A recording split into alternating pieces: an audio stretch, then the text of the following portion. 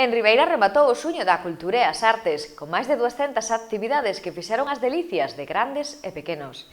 Implicáronse nesta programación máis de medio cento de asociacións e entidades.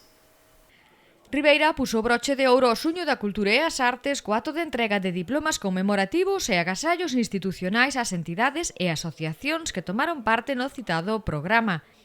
Durante o acto tivo lugar a actuación musical da rondalla de Aguiño Orquestra de Pulso e Púa dirixida por Alex Millet. Os premios dos concursos de escoba, manilla, tute e dominó tamén se realizaron nesta xornada.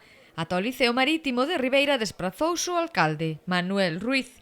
Entregaba o primeiro premio de escoba a José Gude Ramón Vidal, o segundo de escoba para Enrique Moraña e Luís Blanco. Os gañadores do tute foron Manolo Collo e Bernardo Dios.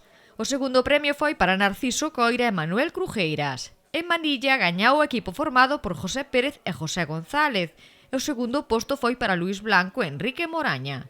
E o primeiro premio de dominó foi para Manuel Lijó e José García e o segundo premio de dominó para Hipólito Parada e Manuel Paz.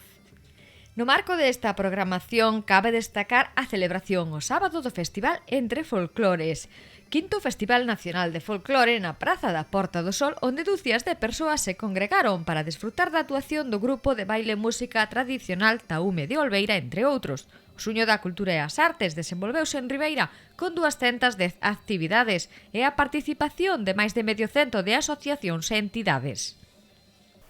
Ata aquí as novas do día, deixámolos agora co bloque deportivo. Pasen boa noite.